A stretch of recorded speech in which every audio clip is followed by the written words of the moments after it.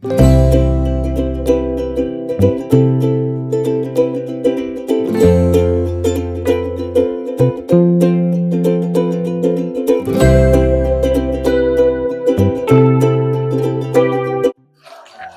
எல்லாருக்கும் வணக்கம். ஃப்ரெண்ட்ஸி ரெசிபி. இன்றைக்கி ஃப்ரெண்ட்ஸி ரெசிப்பியில் எதை பற்றி பார்க்க போகிறோன்னா, மஞ்சளுங்க நம்ம வீட்டில் அறுவடை பண்ணி அதில் என்ன பண்ணியிருக்கேன் அப்படின்னு சொல்லி தான் இந்த வீடியோ ஸ்கிப் பண்ணாமல் பாருங்கள்.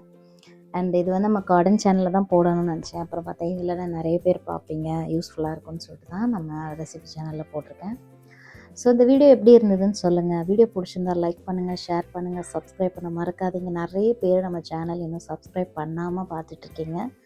கண்டிப்பாக சப்ஸ்கிரைப் பண்ணி வச்சிட்டிங்கன்னா நான் போடக்கூடிய வீடியோ மிஸ் பண்ணாமல் பார்ப்பீங்க. அதே மாதிரி இன்றைக்கி வந்து இந்த மஞ்சள் ப்ராசஸ் வந்து எப்போ ஒன்றுனா ஜனவரி மாதத்தில் நான் ஸ்டார்ட் பண்ணுதுங்க.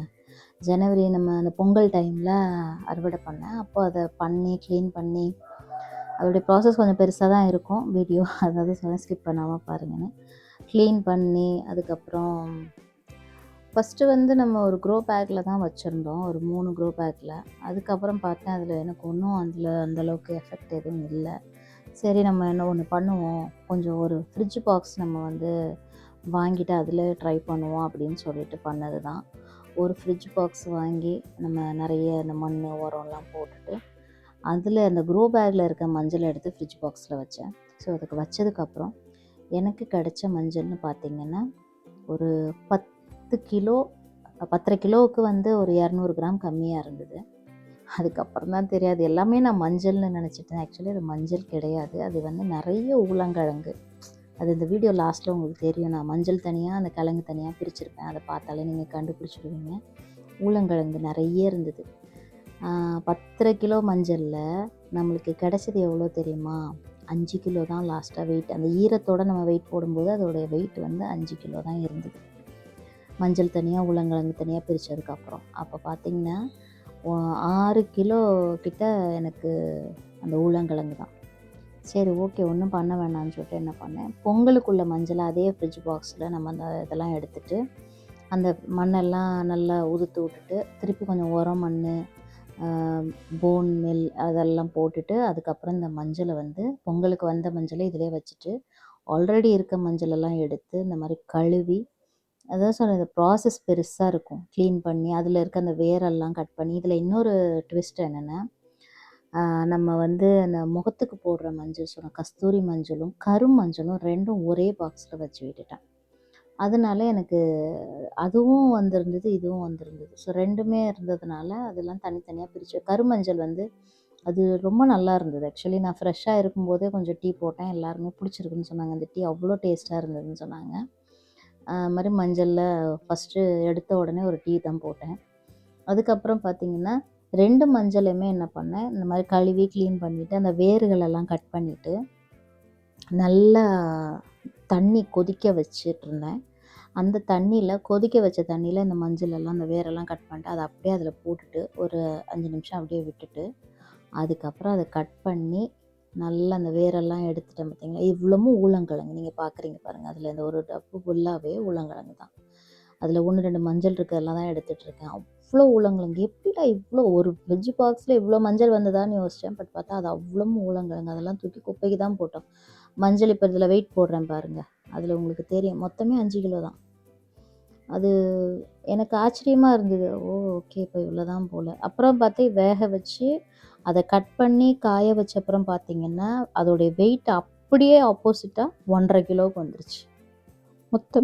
மொத்தமே ஒரு 5 தட்டில் தான் நான் வந்து அதை கொதிக்க வச்ச தண்ணியில் போட்டு அதை எடுத்து கட் பண்ணி காய போடுறதுக்கு மட்டுமே எனக்கு ஒரு 5 டேஸ் ஆச்சு. 5லேருந்து 6 நாள் ஆச்சு. அது காய வச்சு அதுக்கப்புறம் இதெல்லாம் ஒரு தட்டில் மாற்றிட்டு திருப்பியும் வெயிட் போட்டேன். வெயிட் போட்டு பார்த்ததில் 1.5 கிலோ இருந்தது. மொத்தமே 1.5 கிலோ மஞ்சள் தான். அந்த 1.5 கிலோ மஞ்சளையும் என்ன பண்ணிட்டேன், சரி ரொம்ப குவான்டிட்டி கம்மியாக இருக்குது, நம்ம மிக்சியில் போட்டாலும் சரி வராதுன்னு சொல்லிட்டு என்ன பண்ணேன், ஒரு பாக்ஸில் போட்டு வச்சுட்டேன். வச்சு அப்படியே 3 மாதமாக இருந்தது.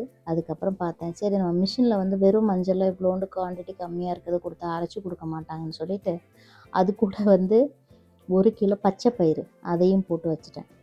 அதையும் போட்டு வச்சுட்டு சரி அப்படியே அரைக்க கொடுப்போம். நம்ம வந்து ஏன்னா 2 மஞ்சளும் ஒன்றா இருக்கு இல்லையா, ஸோ நம்ம வந்து குளிக்கிறதுக்கு யூஸ் பண்ணிக்கலாம் அப்படின்னு சொல்லிட்டு பச்சை பயிறு கூட இந்த 1.5 கிலோ மஞ்சளையும் போட்டு 2.5 கிலோவாக இருந்தது.